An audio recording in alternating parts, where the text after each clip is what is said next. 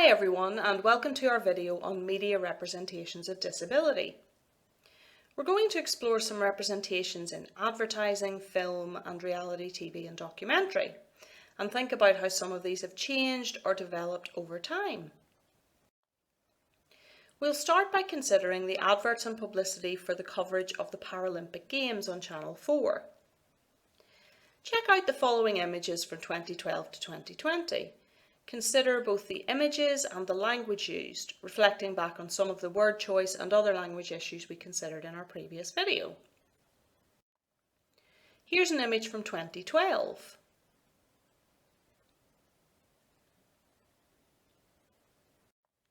Here are a couple from 2016.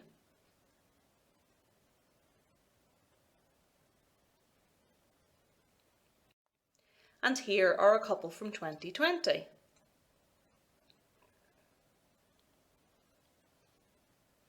What did you think of them? Did you notice any shifts in representation between the three events? There's no doubt that these are all positive images with, at least on the surface, very positive connotations. It is worth also noting as an aside that the shift to even having such dominant coverage of the Paralympic Games is a positive one. It's not so very long ago that the Paralympic Games were only reported on with brief items at the end of news coverage of the Olympic Games, and pieces of actual coverage were few and far between. Now the Games hold a key position in the schedule when they are on, which is great to see.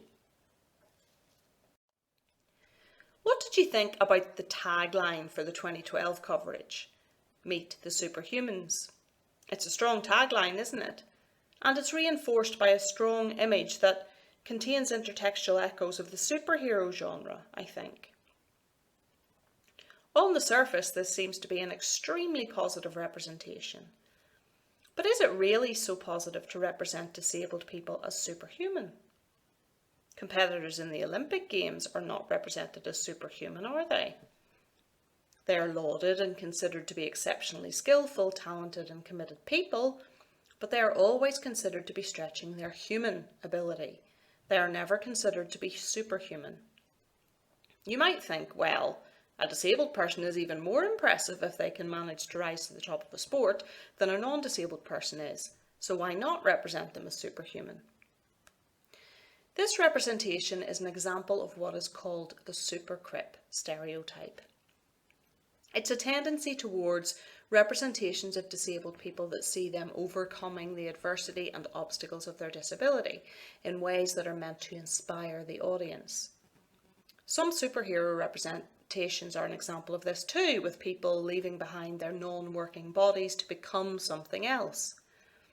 The supercrip stereotype also includes representations in which disabled people are lauded for simply achieving the simplest of everyday tasks, even though they have a disability. So why is this a problem? Well, whilst there is no doubt that the experiences of disabled people can inspire non-disabled people, the problem is that they are often used for the sole purpose of inspiring non-disabled people. It's pretty problematic to think that disabled people are there to make non-disabled people feel better, isn't it? And using these sorts of representations is pretty disempowering to disabled people who do feel limited, as many do.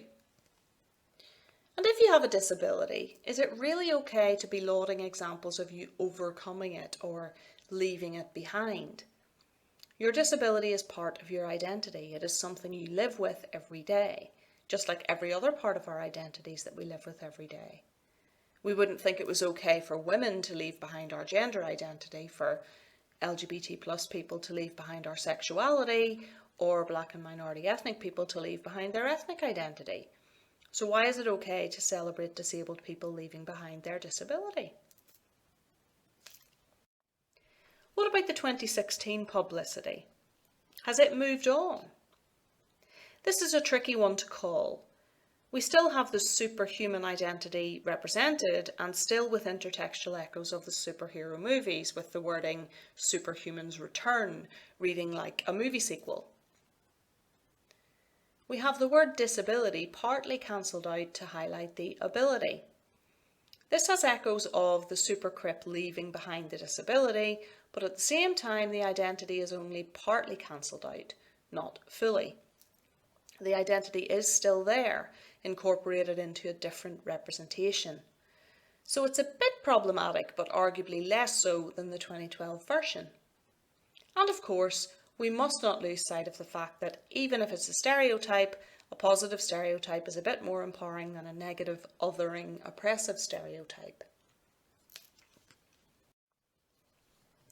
Now let's consider the 2020 publicity. The representation on the left very much moves away from the supercrip stereotype we've been exploring. It proactively takes the word superhuman and cancels out the super to focus on the human. Whilst the trace of the super is still there as a minor part of the representation, we are clearly now being encouraged to celebrate the elite disabled athletes in terms of their full human identity, including their disability. So the super here is cancelled out much more than the dis is in the previous images. The representation on the right is a nice example of proactively changing connotations and, in a way, reclaiming language. It's a common childhood lesson that it's rude to stare at a disabled person, thus othering them. But this representation encourages us to stare at the elite sports skill, not just the disability. At the same time, the very fact that this tagline overturns previous connotations means that it still contains the echoes of staring at a disabled person, and as such perhaps could be argued to encourage us to stare at and celebrate the disabled sports person, the disabled part of the identity of the sports person, and as such has echoes of the supercrip representation. On the other hand, in changing the connotations, perhaps the intention is to also encourage a change to looking at the sports person holistically. This one is quite ambiguous in this sense, I think. What do you think? There's certainly been a bit of a journey going on with these representations that has no doubt happened, at least in part, due to discussions in the media sector and in society more broadly. We're now going to consider some changes over time, over a much longer time period, drawing on the work of Martin Norden around disability representations in film. Norden tracked changes in disability representations through 20th century film. But he also identified two ongoing themes that could be seen throughout the eras he looked at.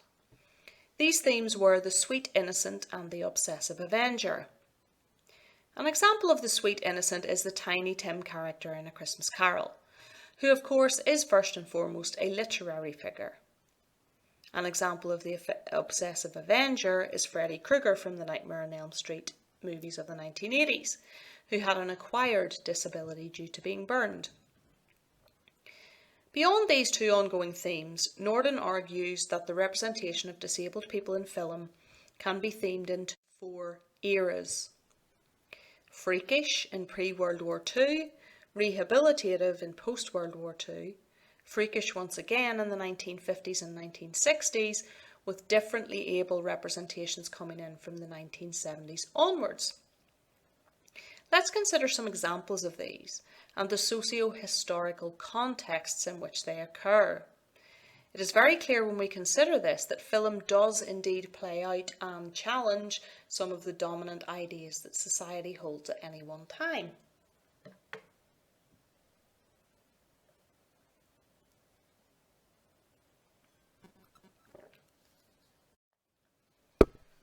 In the pre-World War II era, almost all representations of disabled people were of people with physical disfigurements, and represented these people as freaks, people to be stared at, pointed at, and laughed at. That was not the whole story, however. One actor who often played freakish characters was Lon Chaney, who was nicknamed the Man of 1,000 Faces. His exceptional acting talent can be argued to have really captured the nuance of the emotions being felt by the characters he played, and to have caused audiences to empathise with these characters. Whilst Chaney was not himself disabled, he grew up with deaf parents, enabling him to develop excellent facial expression, which enabled him to be all the more empathetic as an actor. A key film of this freakish era is actually called Freaks. It was directed by Todd Browning and again featured a wide range of people with extreme physical disabilities and disfigurements. When directing it, Browning was ordered to top the horror of Frankenstein. The film was banned in the UK until the 1960s because it was thought the characters in the narrative were too shocking for audiences to cope with. The question is, though, who are the real freaks? A more complex reading of the movie might suggest that it is in fact passing comment on society and the way people treat people with disabilities. Does this remind you of anything? We can draw parallels between this and the aims of Till Death Us Do Part to pass comment on how people other black and minority ethnic people, and the Catherine Tate Carhire horror sketch for commenting on the way some middle class people other working class people. And, like Till Death Us Do Part, there is complexity in how the film is read, with most viewers enjoying laughing at the disabled characters, whereas a minority of viewers recognised the social commentary or drew themselves a social commentary from it. Post-World War II, we move into Nordon's rehabilitative era. Extremely popular during this era were films such as The Pride of the Marines and The Best Years of Our Lives. The way that disabled people were portrayed in film, and indeed the way they were looked at and treated in society more broadly, changed considerably during this era, for the better. People who had fought in the Second World War were, broadly speaking, thought of very positively, that they had done their duty for their country people, sacrificed their health and sometimes their lives for others, etc. This was the dominant narrative of the time.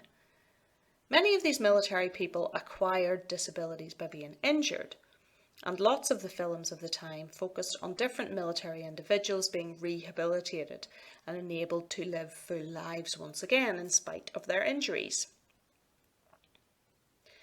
So what happened in terms of the broader concept of disability was that people realised that disabled people were not over there somewhere. They could be your next door neighbour or a loved one. Of course, there have always been disabled people, and so there have always been non-disabled people living next door to disabled people, or having disabled people, having a disabled loved one. But after the Second World War, with so very many people being badly injured, many more people had this experience, and so it humanised the consideration of disability in a way that many people had not experienced before, which helped people to see disability a bit more just like another aspect of a person's identity. That having been said, there was a focus in these rehabilitatively focused films of the person pushing to overcome their disability rather than simply living their lives with a disability as part of their identity. So there was a vein of the super crip stereotype we considered earlier running through some of these films. In the 1950s and 1960s, there was a return to freakish representations of disabled people in movies like the Hammer horror series and James Bond films of that era. Why would this happen, you might ask, when film and society seemed to have gone on a journey of at least partial improvement prior to this? Again, we can look at the socio-historical context. This was the period of the Cold War between the US and the Soviet Union, two superpowers that came from completely different ideological viewpoints, one capitalist and one communist. The US, and the UK to an extent, arguably created these freakish characters as an analogy for what they saw as the threat from those with a different ideological viewpoint to them. Of course, there is a double oppression here. Whatever any of us think about either one of the ideological viewpoints that were pitted against one another, we can, I think, agree that to represent one of them via freakish characters is to negatively stereotype it and to simplify it and reduce its complexity. In addition, using disabled characters as an analogy for anything, particularly something constructed so negatively, is disempowering to disabled people.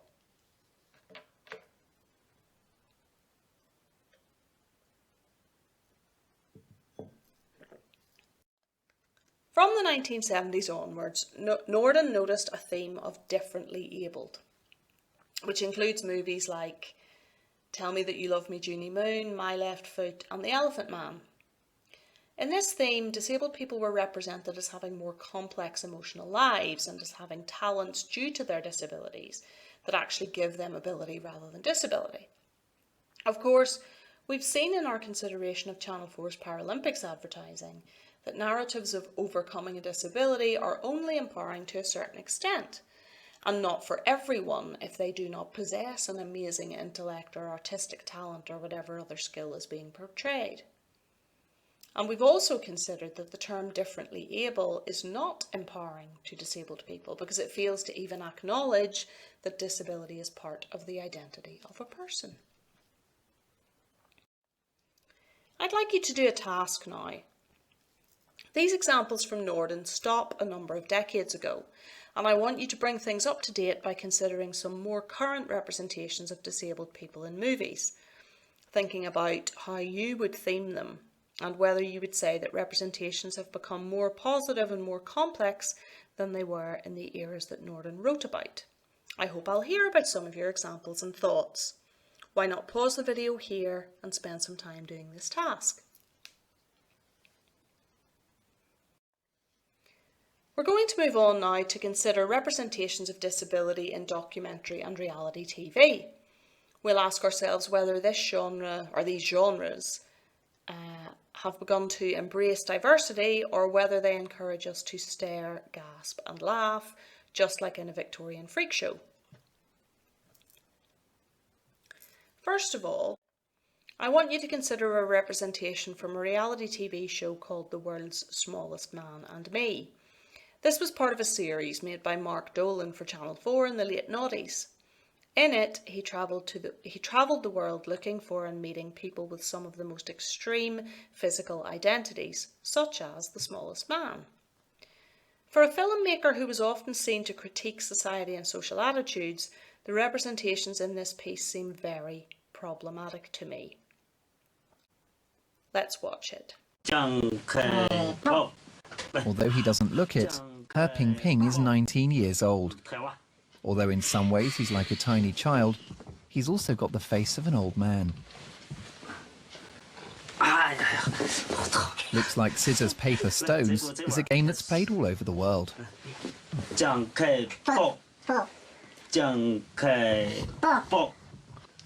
What things do you like doing? Tell me about your life here.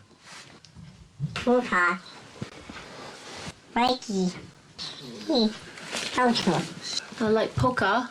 I like driving. Driving? What do you drive? 开什么车？ Yeah, I've been driving. I drove a four-wheel drive. What, by yourself? His parents didn't know why he was so small. Doctor said maybe part of his brain was not functioning properly, so he's not growing properly. But all the rest of him is normal. His physical condition, all the rest is normal. I'd been sitting on the bed with He Pingping for a while, but I didn't seem to be bonding with him. He just didn't seem interested in my questions. How would you feel if you discovered you were the smallest man in the world? In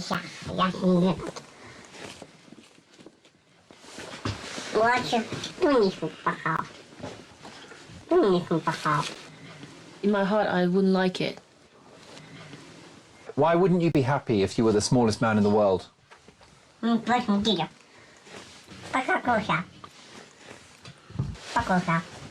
I just am not happy about it. Would you like to be famous?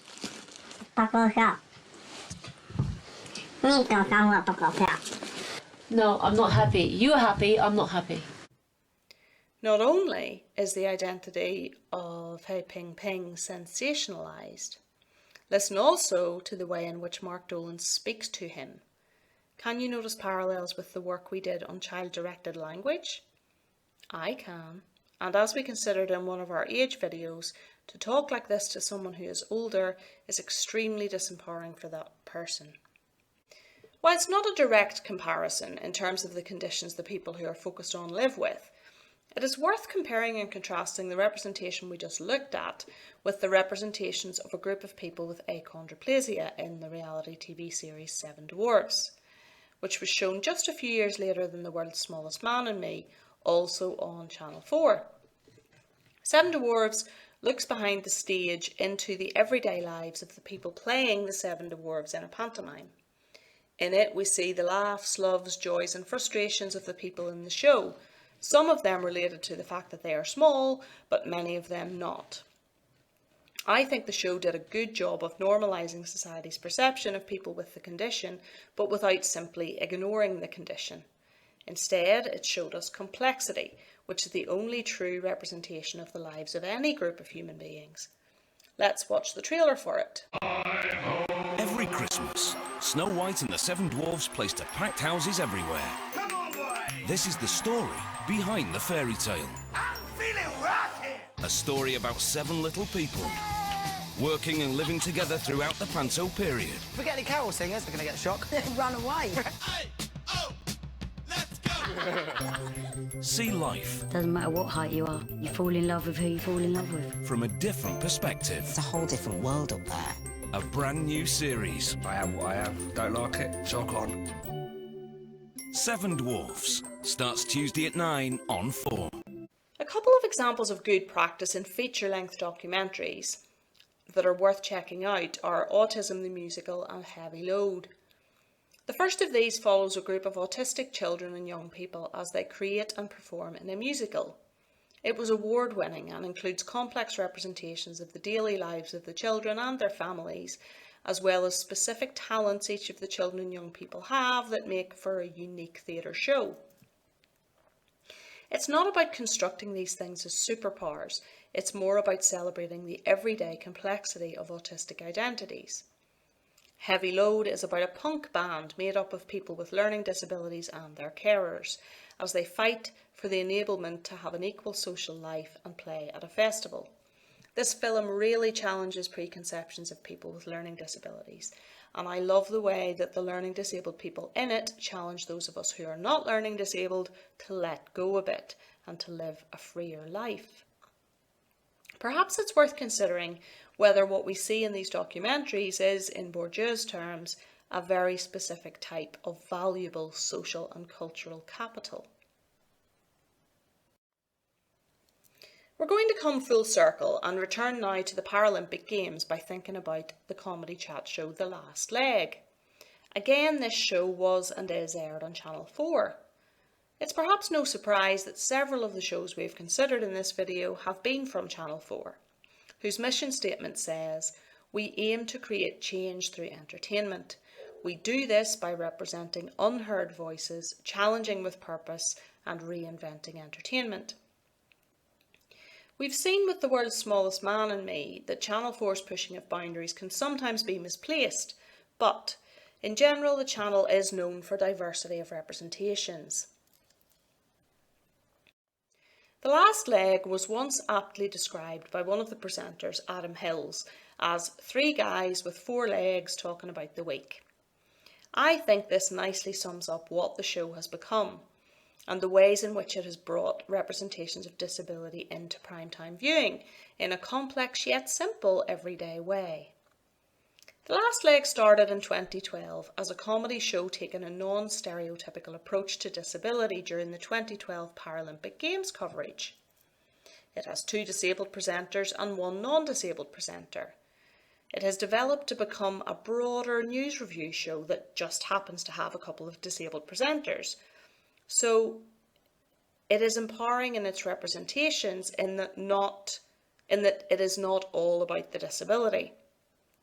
At the same time, neither does it try to ignore disability. There is lots of reference to disability, and it still maintains helpful discussion of the nuances of disability and how we can and should talk about it with its hashtag #IsItOK slot, which has broadened to include discussions of other issues that people want to explore the okayness of. The Last Leg is, for me, perfectly pitched in terms of its representations of disability.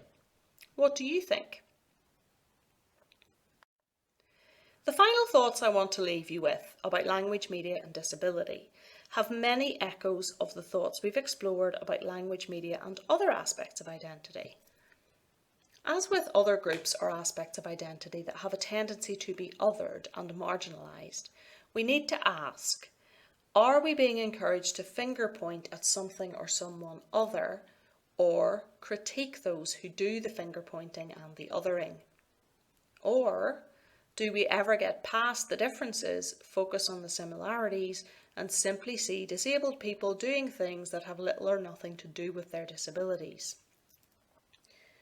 In other words, are disabled people objects in the media, or are they in empowered subject positions? Well, that's the end of our video about media representations of disability.